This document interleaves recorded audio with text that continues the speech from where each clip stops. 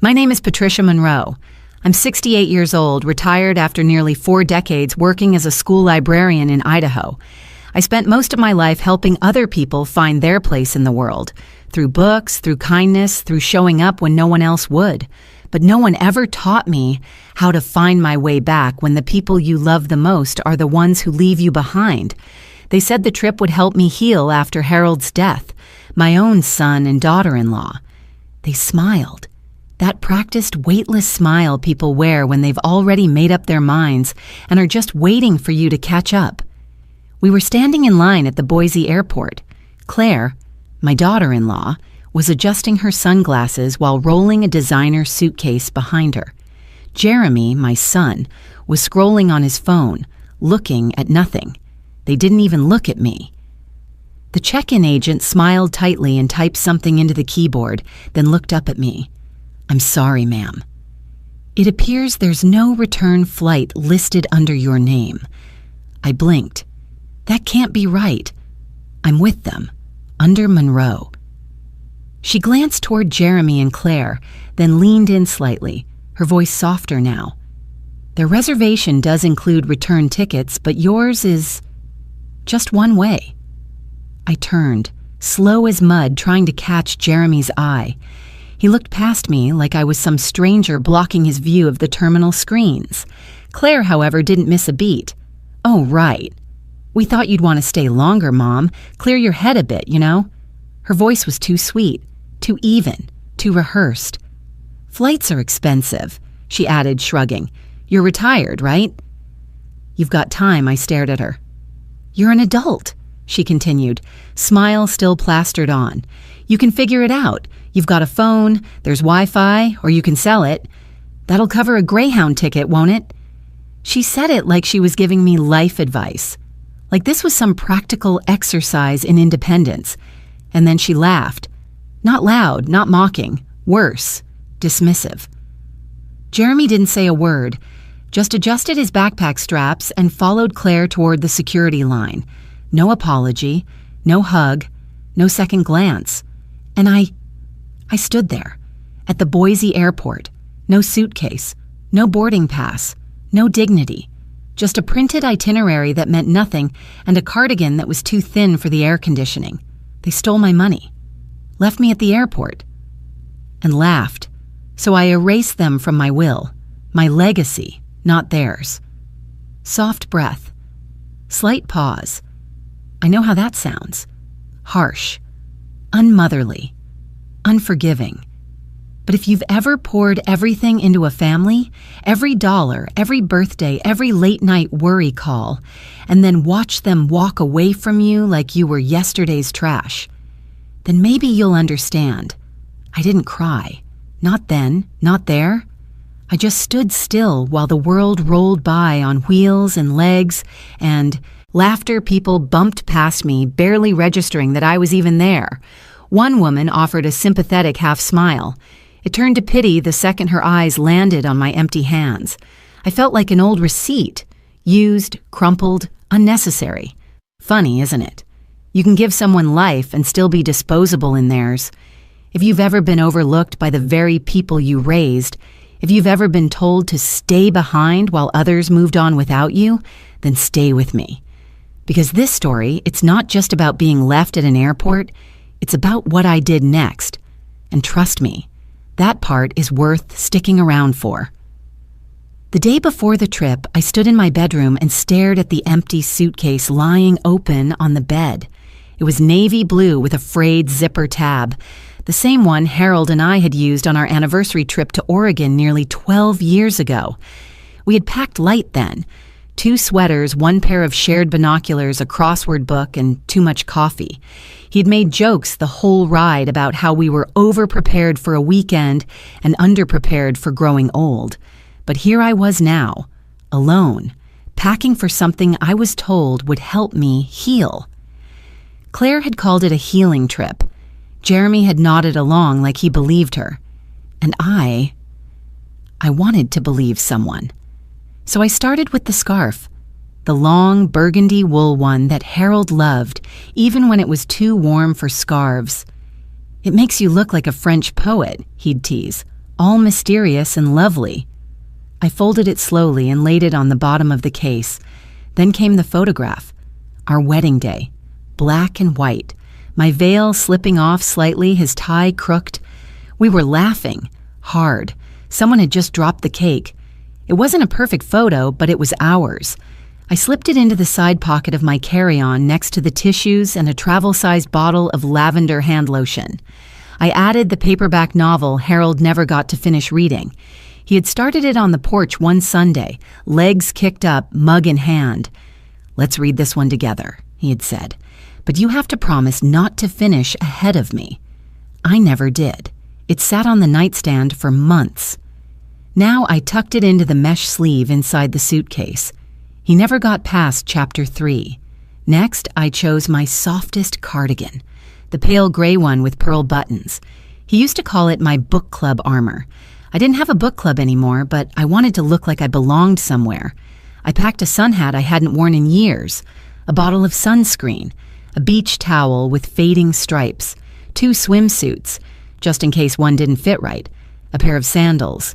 And then, hesitating, I added the gold wedding band Harold had given me on our 10th anniversary, not to wear, just to have with me, to keep close.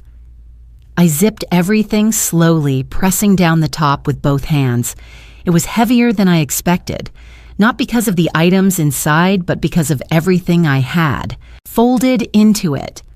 Hope, uncertainty, grief, the quiet wish that maybe, just maybe, this trip would stitch something back together. I didn't know that when I closed that suitcase, I was also closing the part of me that still believed I was wanted. I carried it down the stairs and placed it by the door. Jeremy was supposed to pick it up the next morning. He said he'd handle everything. Claire had insisted on managing the travel details, so it's seamless, stress-free. "Let us take care of it, Mom," she'd smiled.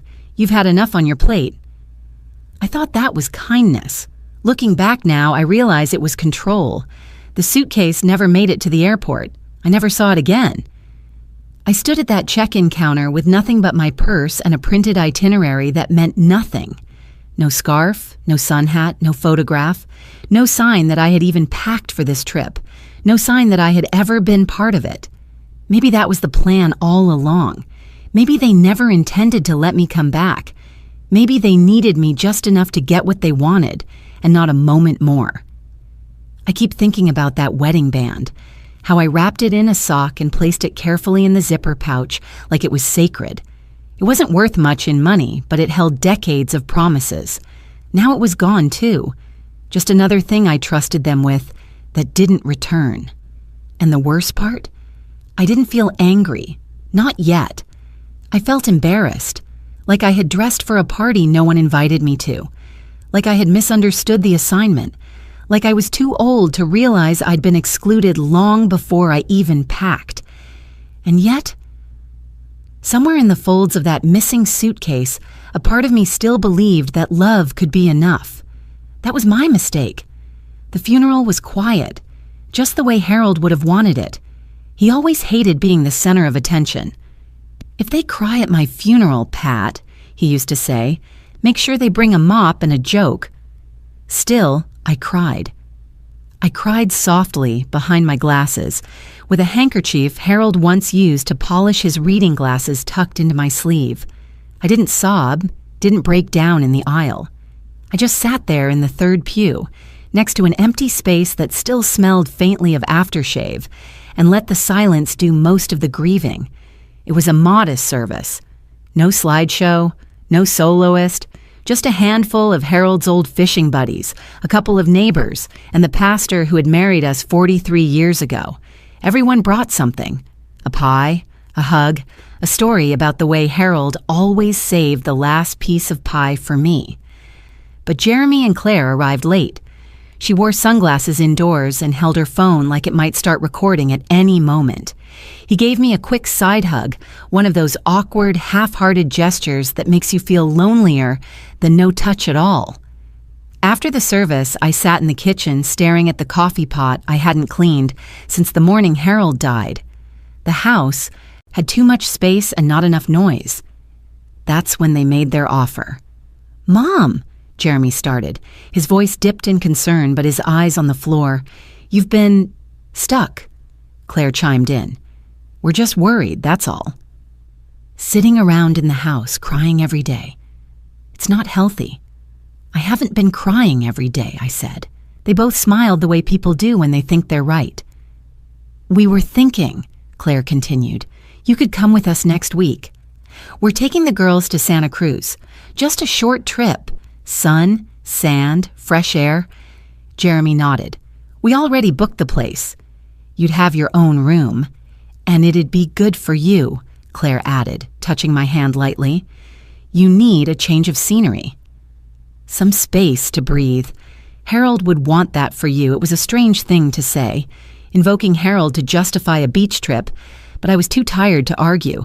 And truthfully, part of me wanted to go. I hadn't left Idaho in years. I hadn't stepped outside without purpose since the funeral. I missed the ocean, the smell of salt and sunscreen, the sound of waves folding and unfolding like breath. Still, I hesitated. I don't want to be a burden. Claire's laughter was quick. "Oh no, this is a family trip. Everyone's pitching in." "Pitching in?" "Yeah, just a few hundred each, to help with the house rental, the gas, the food. Nothing major."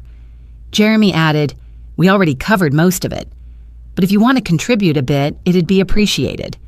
They said it like it was nothing. A gesture, a shared load. So that night, I opened the wooden jewelry box Harold had carved for me on our 30th anniversary. I hadn't touched it since the day we buried him. Inside, wrapped in a velvet cloth, was the silver wristwatch he gave me on our wedding day. It was the first thing he ever saved up for.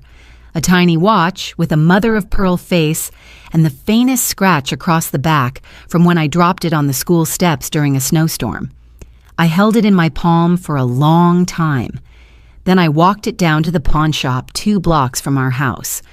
The man behind the glass looked at it and said, "You sure, ma'am?" I nodded, even as my throat closed around the yes. I used the money to pitch in. It felt symbolic, like I was investing in a new version of myself, one that wasn't alone, one that was still part of a family. They seemed pleased. Claire gave me a long hug, told me how excited the girls were, how it'd be good for all of us. I started folding things into my suitcase the next morning. That's when Claire called. "Oh, and Mom," she said, cheerful as ever. "Random question. You wouldn't happen to still have any of Harold's old paperwork from when he had that stake in the building company, would you?" I paused. "I think there's a folder in the attic." "Why?" "Oh, nothing serious. Jeremy and I are making a little scrapbook for the girls, kind of a family legacy project. Thought it'd be cute to include a piece of that scrapbook. That's what she called it." "Sure," I said slowly. "I'll look for it." I climbed into the attic that afternoon. The folder was exactly where I remembered, tucked in a banker's box beneath Harold's retirement plaques and a stack of tax returns. His name was still on the deed, still on the equity breakdown. I ran my finger over the paper. Then I set it aside. I never brought it downstairs. I should have known right then. No one asks for paperwork just for a scrapbook. Not that kind. But I was grieving. And hope makes you do strange things. It makes you believe the people who betrayed you before won't do it again. It makes you hand over watches and trust and time. And sometimes, it makes you pack for a trip you were never meant to return from. I didn't move. I don't remember how long I stood there, but eventually my legs gave out and I found myself sitting on a hard plastic bench near gate B12, my purse clutched tightly in my lap like it was the only thing tethering me to the earth. People kept moving, a blur of backpacks, rolling luggage, snack wrappers, neck pillows, and voices bouncing off tiled floors. Somewhere, a family was laughing too loudly about something I couldn't see. A child was wailing in a stroller. A teenager was FaceTiming someone and complaining about airport food. And me? I was just still. It was strange how a place so full of noise could make me feel like I didn't exist, like the floor had opened beneath me and I'd slipped into a space between everything else. I looked around and realized no one even noticed me. Not really. One woman glanced in my direction, her expression softening as her eyes landed on my empty hands. No suitcase, no phone in hand, no neck pillow or travel cup. Just a tired woman in a cardigan with nowhere to go. She gave me a small, polite smile. The kind people give to strangers they pity but don't want to engage. And then she walked on. It wasn't the first time I'd been left behind. When I was 9 years old, my father took me on a day trip to the county fair.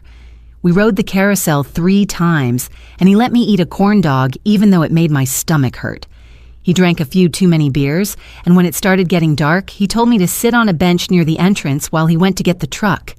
He never came back. I waited there for almost 3 hours until a security guard noticed I was alone and called my mother. She was furious, not with him, but with me.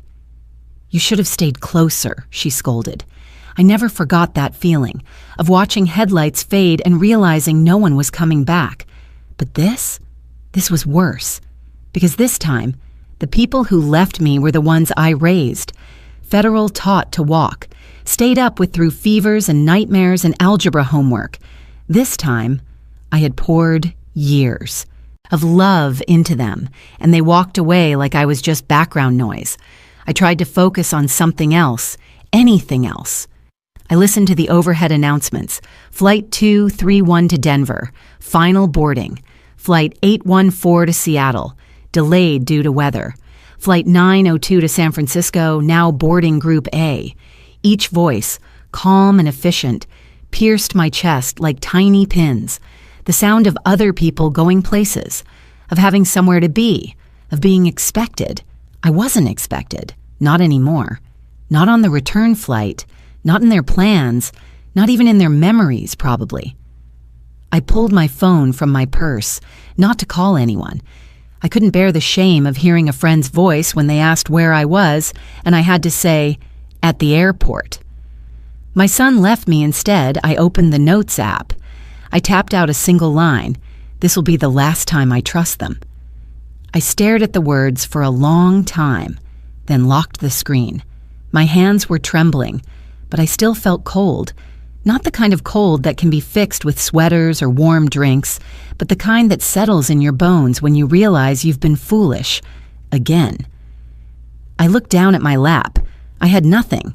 No suitcase, no boarding pass, no backup plan. But tucked beneath the left side of my cardigan, snug in the inner pocket I'd sewn myself years ago, was a folded envelope, yellowed around the edges, creased but intact. Harold's handwriting still visible in faint blue ink. Open only when you have to start over. He gave it to me 3 years ago, the day he came home from the hospital after a minor heart scare. I'd almost forgotten it was there. Almost. I exhaled slowly. I had nothing in my hands. But inside my coat, close to my heart, I had something. And that would have to be enough. I sat on that airport bench like a woman made of stone. I hadn't cried. Not yet. Grief has a way of numbing you before it burns. And betrayal, that burns in reverse. It freezes first, solid, icy, heavy. People passed me in waves, none of them knowing they were brushing past the end of something. I kept my back straight, my chin slightly raised, and both hands in my lap like a schoolgirl waiting for roll call. But inside my chest, there was something stirring, something quiet but unmistakable. My fingers moved slowly toward the inside of my cardigan, where a hidden pocket was sewn into the lining. I stitched it there myself years ago, just large enough for a passport or a folded check, just secret enough for something more personal. From it, I pulled out an envelope. It was aged and creased, soft at the corners from years of contact with fabric and skin. The glue seal was brittle. The paper had yellowed to a warm ivory. Across the front, in Harold's unmistakable scrawl, were the words, "Open only when you have to start over." He had handed it to me after his second hospital scare. Not the one that eventually took him, but the one before. The dress rehearsal, as he called it. We had sat on the porch, him with a blanket over his knees, me pretending not to hover. "I'm fine," he said, sipping lukewarm tea. "But just in case I'm not fine one day, I want you to have this." I had asked what was inside. He shook his head. "Don't open it unless you've got no other choice," he said. "And if you ever do, promise me one thing." "What?" "That you'll use it to get up, not crawl back." I hadn't thought of it in months, but sitting in that terminal, stripped of pride, place, and pretense, I knew. This was the moment. I peeled back the seal carefully, the paper almost sighing in my hands. Inside was a stack of cash, old bills, crisp band wrapped in faded paper from a credit union that had long since merged and disappeared. I counted quickly. $8,400. No note, no explanation. Just beneath it, folded into thirds, was a business card, cream-colored, embossed lettering, the kind no one makes anymore. Michael Prescott, Estate Planning and Elder Legal Counsel, 287 Jefferson Street. And beneath that, in Harold's handwriting again, a scribbled line: "If you ever feel like you have nothing left, go talk to someone who remembers what you gave." I didn't hesitate. I stood up slowly, one hand still clutching the envelope, the other reaching for my phone. No one was calling me. No one was coming back. So I called a cab. The driver was young, barely 20, with headphones in one ear and a hoodie that said, "Be real, not perfect." I gave him the address. "Downtown," he said. "You got it." As we pulled away from the curb, the airport grew smaller in the rearview mirror. This cold, fluorescent stage where my worst moment had played out in full view of people who would forget me by dinner time. But I wouldn't forget, and I wouldn't stay there. The cab smelled faintly of pine air freshener and fast food. The streets blurred by, strip malls, gas stations, old brick buildings with chipped paint, familiar in a way that made my heart ache. I remembered coming down this street once with Harold when we first met with Michael. We had just made our first will, everything to each other, and then to Jeremy. So sure, so certain that love equaled legacy. But love, I was learning, doesn't always survive paperwork. And legacy? That's something you decide twice, once with hope and once with clarity. We pulled up to the office, modest 2-story with a blue awning that read, "Prescott and Associates." I paid in cash. The young driver helped me out. "Want me to wait?" he asked. I shook my head. This wasn't a ride. It was a turning point. I climbed the steps slowly, my knees stiff from the hours at the airport, my purse swinging gently at my side. I could feel Harold beside me, not as a ghost or memory, but as intention. Like the spine in my back, like the envelope in my hand. The receptionist looked up and smiled. "Do you have an appointment?" "No," I said, "but I think he'll see me anyway." She blinked, glanced at the card in my hand, then picked up the phone. A moment later, the door at the end of the hallway opened. Michael Prescott stepped out, grayer than I remembered, but still sharp, still upright, still real. He looked at me for a moment. Then his eyes softened. "Patricia," he said, stepping forward, "I was so sorry to hear about Harold." "Thank you," I said. My voice didn't shake. "I need to change my will." He paused only a second. "Then come on in." And just like that, I walked past the point of no return.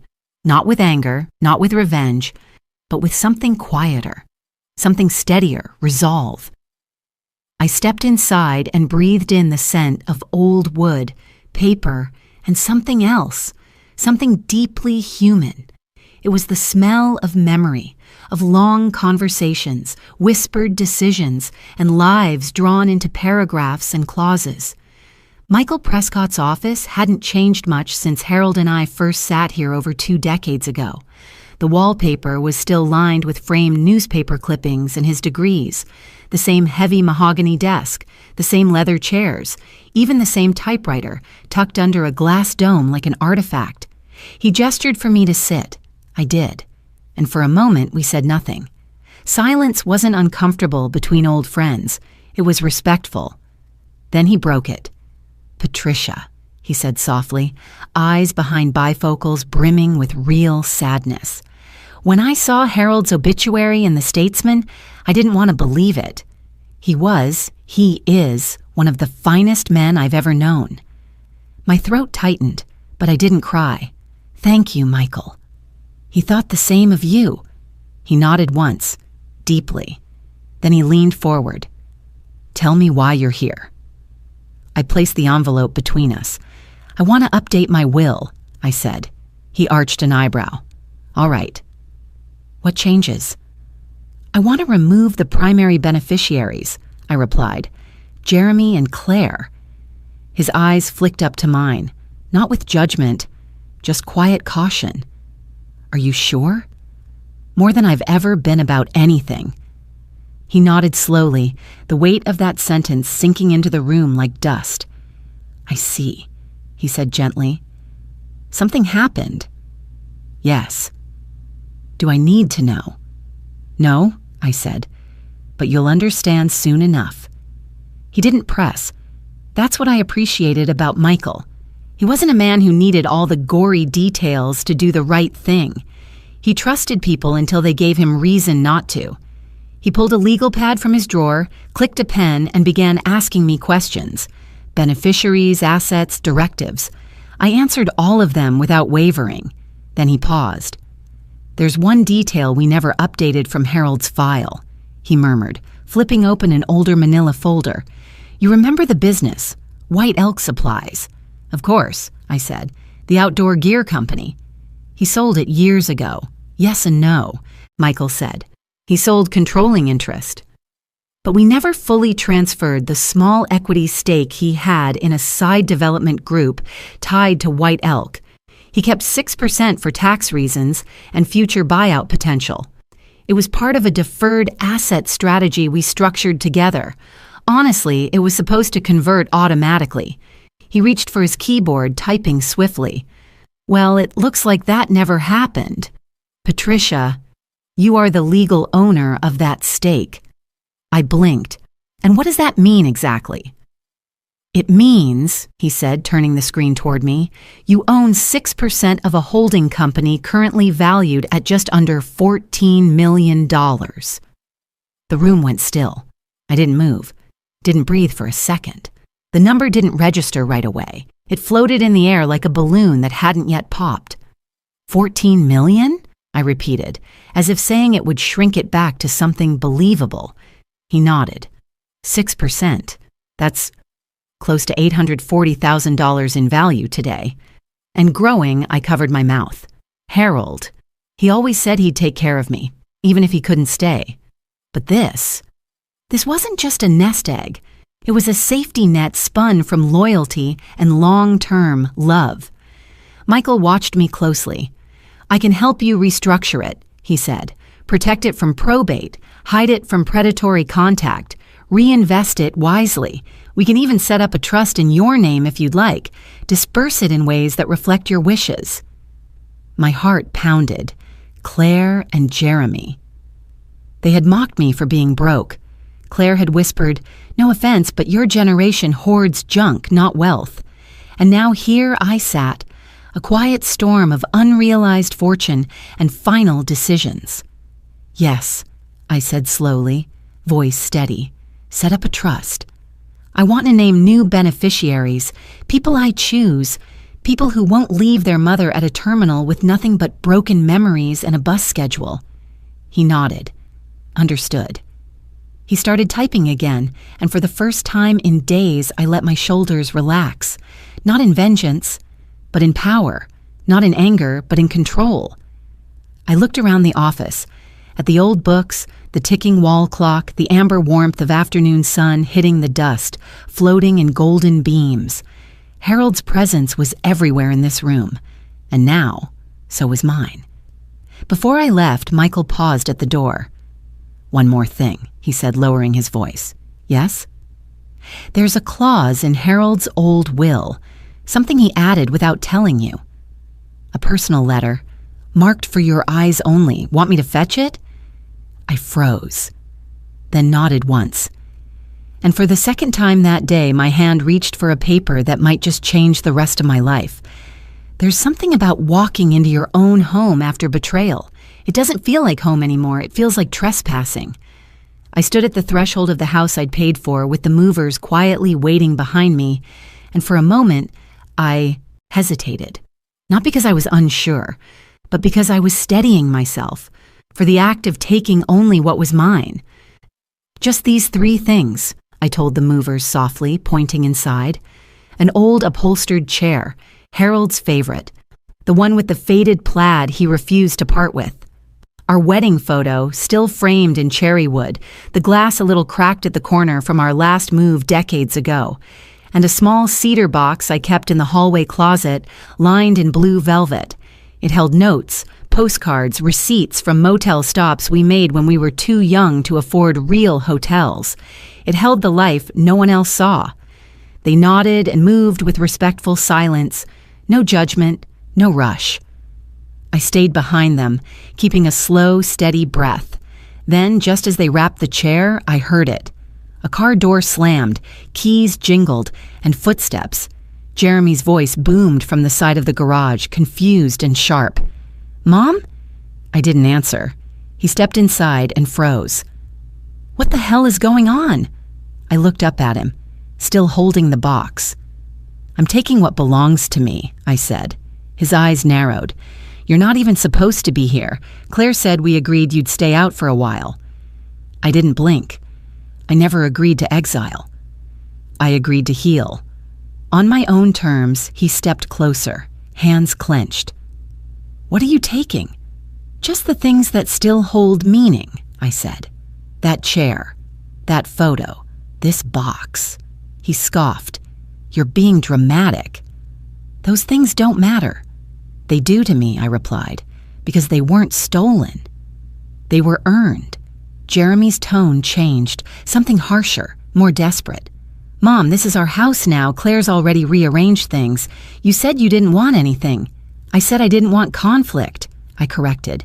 "I never said I didn't want closure." He reached forward too quickly and grabbed at the box in my hands, the box that held Harold's last note, the first rose he ever gave me, dried and fragile. The map we drew together of all the places we said we'd go. He tried to yank it. I stepped back, firm. "Jeremy," I warned, "let go." He didn't, so I did what I never imagined I'd do. I stepped to the door, shoulder first, shoved it open with my hip, and raised my voice. Not loud, not hysterical, but clear enough to carry into the street. "This is Patricia Ellison," I said aloud, pulling my phone from my coat pocket. "I'm being harassed by a man who is no longer in my will, attempting to take items from me during a legal retrieval." Jeremy's jaw dropped. "What are you doing?" I looked him dead in the eye. "Calling the neighborhood watch." "You remember Fred Thompson, former Navy? He lives 2 doors down, and he's not fond of men bullying their mothers." Jeremy stepped back. "Are you serious right now?" "As serious as you were when you left me at gate 12 with a dead phone and no return ticket." He went silent. Outside, the movers gently placed the chair in the truck. One of them nodded at me, respectful, like he knew. I walked past Jeremy, still holding the box. For once, his mouth didn't have a comeback. Not a word. As I stepped into the sunshine, I felt something strange. Not victory, not vengeance, just weightlessness. Like for the first time in years, I wasn't carrying other people's shame anymore. Just a chair, a photo, and a box of truth. The kettle had just started to whistle when I opened the drawer. Inside, like a wound I never let heal, was the old copy of my will. I'd scribbled notes in the margins over the years, names, question marks, underlined phrases. But Jeremy and Claire's names had always stayed, because no matter how they treated me, I still believed in what mothers are supposed to do: protect, provide, persist. I poured the tea. Jasmine. Harold used to say it reminded him of Sunday mornings, the ones when I wore that pale yellow robe and read the paper aloud while he made pancakes too thin. Now the scent floated through the room like a ghost. I sat down and unfolded the document. The paper had yellowed slightly, but my own handwriting glared back at me with the arrogance of misplaced love. Jeremy, sole executor.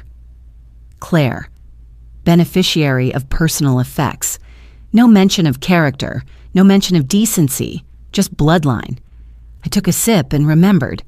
There was the time Jeremy asked for $12,000 to pay off some urgent bills.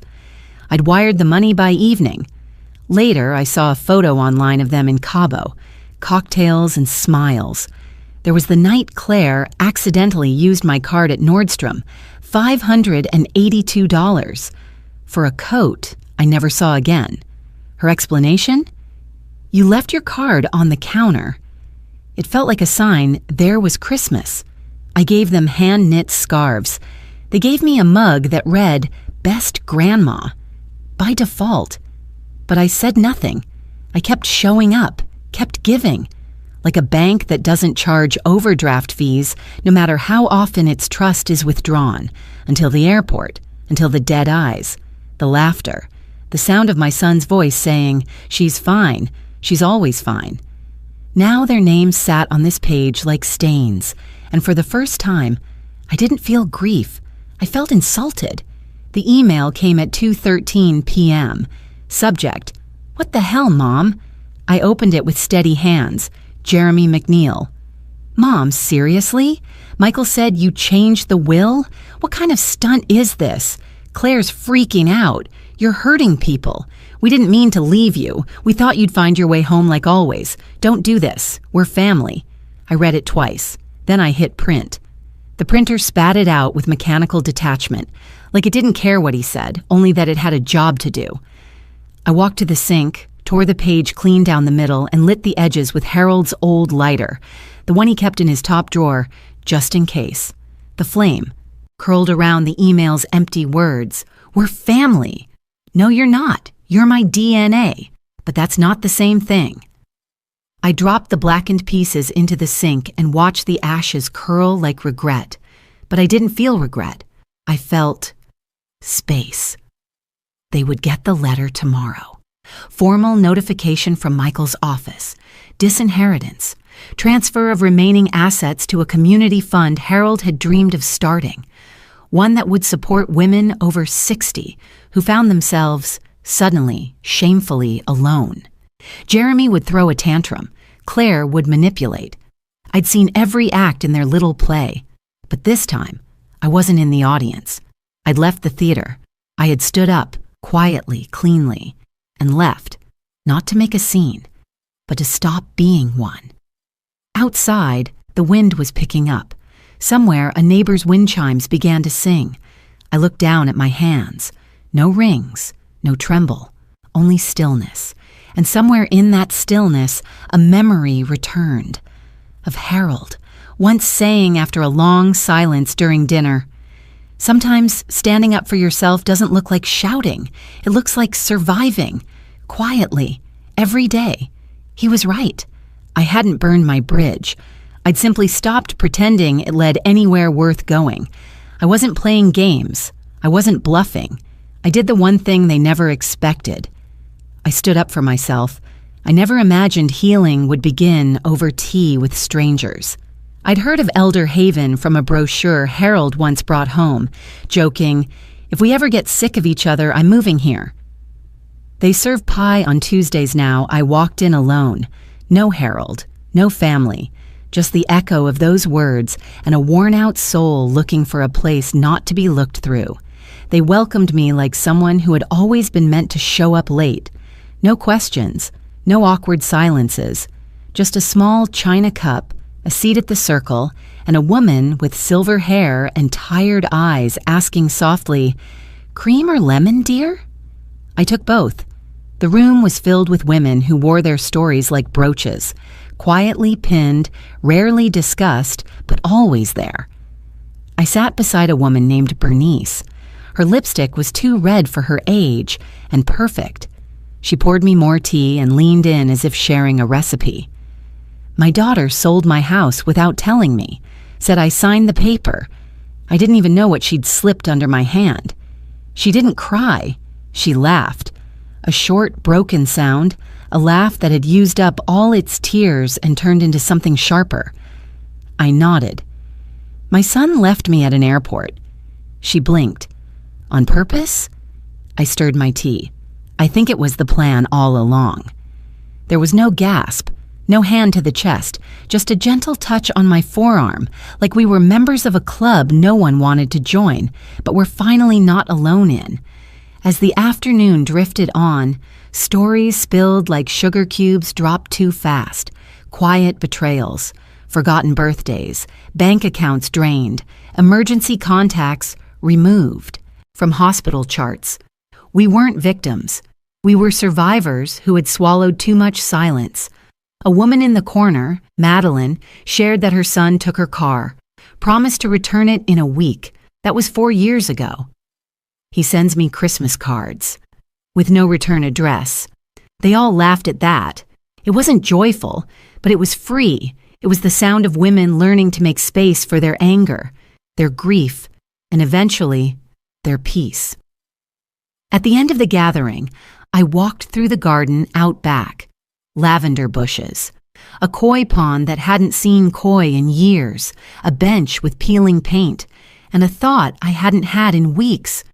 What if I stayed, not just as a visitor, but as a seed?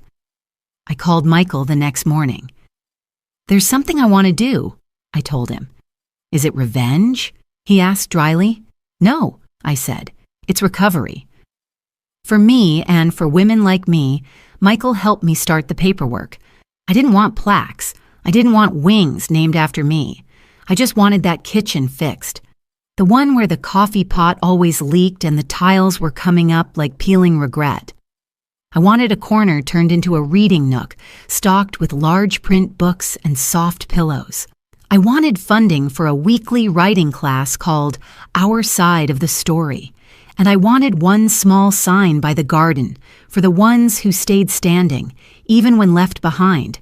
So I made the call. We redirected the Herald shares, 6% of a company built on quiet genius, into something louder, dignity. The value surprised even Michael. He cleared his throat when reading the final sum. I think he expected me to cry. Instead, I smiled. It's not buying love, I told him. It's investing in the kind I still believe in. Claire and Jeremy would get the news eventually, that their names had not only vanished from my will, but had been replaced with line items like Mental Wellness Fund for Elderly Women, Recreational Arts Program, and Kitchen Renovation, Elder Haven. Let them scream. Let them say I'd lost my mind. Let them call it petty. I called it purpose. As I sat again in the sunroom that week, Bernice handed me a scarf she'd knit. Too many knots in it, she said. I wrapped it around my shoulders anyway. It's perfect, I said, because it was. Because so were we, imperfect women, finally stitched together by something other than pain. We weren't family, but we were something better. We were chosen. I didn't try to buy back kinship. I planted something far more lasting, a quiet kind of humanity that didn't demand blood to bloom. The first subject line read, "Mom, please." The second came minutes later. "We didn't think you'd actually do it." And the third, "We're sorry. Just, please let us keep the garden." I stared at the words like they belonged to someone else's story. So many years I waited for Jeremy to say, sorry. For Claire to admit even a moment of regret. But now that it came, pixelated, lowercase, too late, I felt nothing. Not anger, not satisfaction, just silence. The cursor blinked in the reply field, waiting, like it always had, waiting for me to be the one to reach out, to soothe, to bend, to mother. But I didn't type. I didn't click reply. I just sat back, exhaled, and closed the laptop. That used to be the hardest part for me, not responding, not fixing, not making it all easier for everyone else. Even when Harold was sick, I was the glue, the scheduler, the nurse, the emotional sponge. Jeremy visited once every 3 weeks. Claire came if I reminded her twice. But when it came time to divide his estate, when it came time for grief to turn into paperwork, they moved like sharks, quick, efficient, smiling with their teeth. I remembered the dinner after the will was read. Jeremy had patted my hand. "You'll be fine, Mom. You don't need much," and then he took the car. The one Harold had taught me to drive stick in. "You don't use it," he'd said. No, I didn't. But it was never about use. It was about memory, about sitting behind that wheel and pretending for just a moment that we were 30 again and driving toward nowhere with the windows down. Now he was writing emails, short, desperate notes in digital ink. "Just the garden, Mom. Claire loves the roses I planted, roses I watered every Sunday. Roses Claire once said smelled like old perfume." The irony wasn't lost on me. I scrolled to the end. There was no mention of the airport, no acknowledgement of what they had done. Just panic, just fear that the money had finally found a spine. And maybe that was the greatest shift of all. They had always seen me as an old receipt, crumpled, faded, kept out of obligation, not value. Now they were realizing I had been the one thing they never factored in, a woman who could decide. I stood up from the desk, walked toward the bookshelf, and took down the small wooden box Harold left me. Inside, still folded with care, was the note he'd tucked under my pillow the night before his surgery. "If they ever try to shrink your world down to a corner, Pat, remember you built this house. Not them," I whispered it now, just to myself. "I built this, and I did. I built the birthdays, the meals, the holidays, the quiet ways, love lives. They only inherited the furniture. The laptop stayed closed that night, and every night after. No replies, no justifications, no explanations. Only a woman who finally knew. Some apologies don't deserve to be answered. Harold was right. They thought I was weak because I hadn't stood yet. Now I have, and I'm not sitting back down." There was something different about this table. Not just the checkered tablecloth or the mismatched salt shakers, not even the warm chicken casserole or the tea steeping in ceramic pots.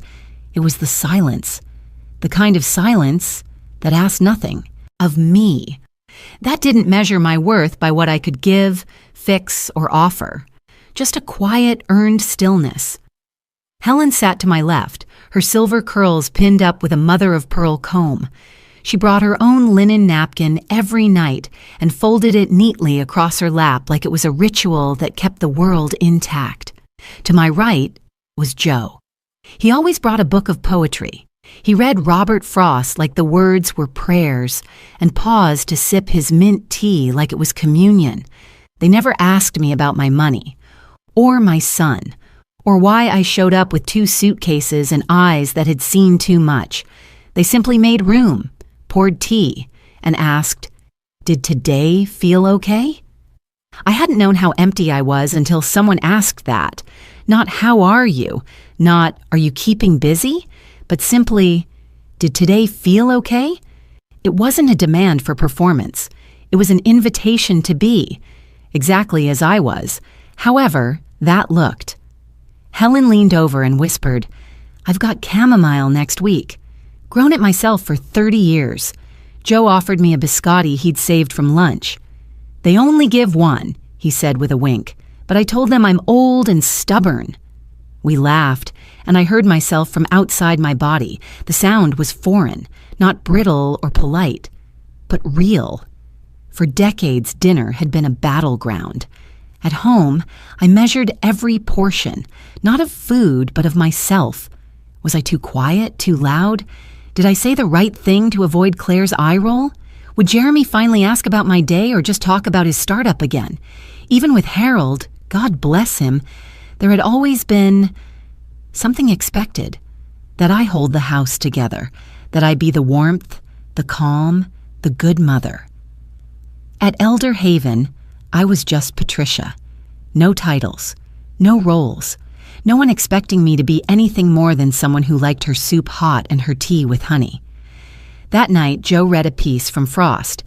In 3 words, I can sum up everything I've learned about life. It goes on. And Helen clinked her cup gently and said, "Amen to that." No one clapped. No one made a speech. We just kept eating, passing rolls, smiling at the clatter of silverware and the comfort of shared silence. And I realized this was the first time in over 40 years that I sat at a table without earning it, without buying the groceries, cooking the meal, smoothing the conflict, hosting the moment. I was simply invited, included, wanted. The light in the room dimmed slowly with the setting sun. Outside, the trees bent slightly in the breeze, like they too were settling into something softer. Someone turned on a small record player. Old jazz floated through the room like perfume, Ella Fitzgerald maybe. I couldn't quite tell, but the melody wrapped around us like an old shawl. Helen said, "The secret to living long isn't kale or yoga." She grinned. "It's eating with people who don't expect you to be someone you're not." Joe raised his teacup. "To ordinary dinners." I raised mine too, to silent dignity, to being seen, not for my inheritance, but for my smile, to finally choosing a seat at a table that asked for nothing but my presence. For the first time in 4 decades, I sat down to eat without wondering if I deserved my chair. I simply sat, and it was enough. I used to think I was done blooming. After Harold passed, I told myself I had entered the final stretch, a life of polite waiting, a quiet decline. I was wrong. Today my knees are in the dirt, my hands are dirty, and my soul is laughing like a child chasing butterflies. We started the Elder Haven garden last month. The soil arrived in burlap sacks. The wooden planters were built by volunteers. And Patricia, sponsored it. Not because I had to, but because I wanted to. A space for herbs, flowers, and healing. A place where no one asked your net worth or maiden name, only what kind of seeds you'd like to plant. I chose sunflowers, always too bold, too large for my backyard before. But here, I didn't want small or modest. I wanted radiant, tall, a little outrageous. Helen brought lavender, Joe, tomatoes. Others brought marigolds, cucumbers, rosemary, and together, under a patchwork of straw hats and sleeves rolled to the elbows, we became something like a choir, each tending a different part, but singing the same soft hymn. Today, I was kneeling, easing seeds into the earth, when a small shadow appeared beside me. She couldn't have been more than 6, gap-toothed, hair in 2 fuzzy buns, a staff member's granddaughter visiting for the afternoon. She crouched beside me, watching. "What are you planting?" she asked. "Sunflowers," I said. "They grow toward the sun no matter what." She nodded solemnly. "My teacher says I do that too." A few minutes later, she ran off, then came back with a crumpled sheet of paper in both hands. "I drew this for you," she beamed. "It's you." "And your flowers." I looked down. There I was, gray hair, big smile, arms raised to a giant yellow bloom. The words written in pink crayon at the top said, "Miss Pat and her sunshine friends." I blinked fast. My voice caught in my throat. "No one's drawn me since Harold," I whispered. She grinned and hugged me without asking, then skipped off to show Joe her artwork. And I sat there, sun on my back, picture in my lap, heart bursting in the most unexpected way. This is what they don't tell you about healing. It doesn't always look like therapy or forgiveness. Sometimes it's a child's hug, a shared tomato sandwich, dirt under your fingernails, and a new name written in crayon. Back when Claire was still pretending to care, she once said, "Mama Pat, you should start a legacy project." Something to pass down, she meant an endowment, a plaque. She meant legacy as something to control.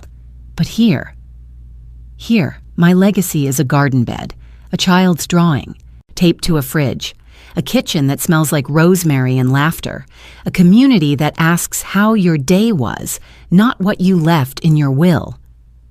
Later that afternoon, we gathered around the new sprouts. Someone played music from a portable speaker, soft Motown, a little Marvin Gaye. I danced, barefoot on the grass, hands in the air. Helen clapped, Joe whistled, and the little girl joined in, spinning in circles beside me. For a moment, I imagined Harold watching, smiling, tipping his hat from that other place. He always said, "Pat, you could be the storm or the spring." Depends on what the world needs. I'd been the storm. Now I chose spring. As the sun dipped low, I pressed one last sunflower seed into the earth. Then I whispered something I hadn't dared say out loud in months. I'm still growing. I never had a daughter, but today I planted a future where little girls grow up knowing how to love old women, and maybe, just maybe, that's even better. There's a room at Elder Haven that almost no one visits, tucked behind the kitchen, beside the old piano that lost a few keys, a library. It smells of dried flowers, forgotten chapters, and ink that's lived many lives. I come here sometimes when the world outside feels too loud, even when it's kind. This afternoon, I brought a thermos of mint tea and a small wooden box. Inside it, a pen Harold once gave me, blue lacquer, my initials on the cap. I set a single sheet of cream-colored stationery on the desk. The paper Harold loved, heavy, textured, like it had its own memory, and I began writing. Not to my son, not to Claire, not even to Harold, but to the woman I used to be, 10 years ago. Dear Patricia, I wrote, I know you're tired. I know your eyes still search the doorway at dusk, hoping he'll walk back in. I know the ache behind your smile and the silence in your bones. I paused. My hand trembled, not from age, but from recognition. The kind of trembling that happens when you look a truth straight in the eye and say, I still love you. You'll go on pretending a little longer, I wrote. You'll say yes when you mean no. You'll shrink to fit the spaces they give you, even if they're smaller than you deserve. You'll hand out love like coupons, hoping someone redeems them fully. I breathed, then kept going. But one day, they'll leave you at an airport with no luggage, no return ticket, and a laugh that stings more than any slap, and you'll think it's the end. I dipped the pen again, steadying my hand. It isn't the end. You'll find $8,400 folded beside your heart. You'll find the name of a man who never broke a promise. You'll walk into his dusty office and rewrite your name onto your own future. You'll hold your ground in front of your son. You'll say, I'm taking what's mine, and you'll mean your dignity. I stopped.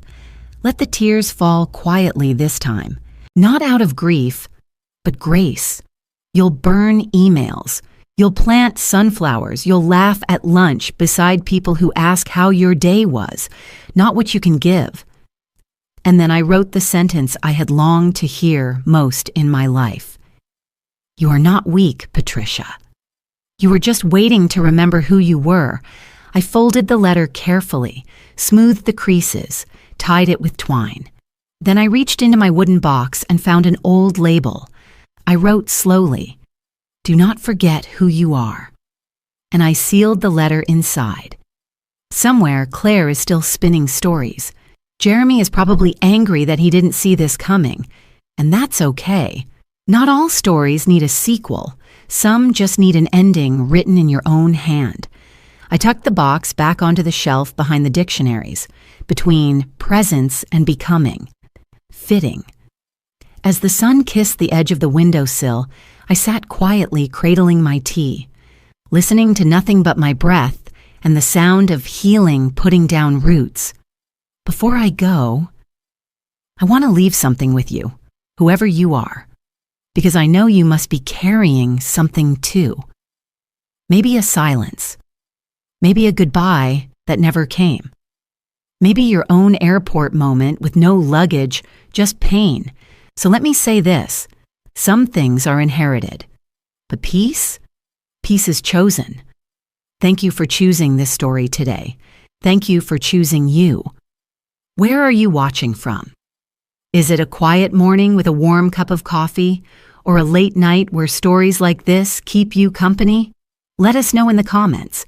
We read everyone with gratitude.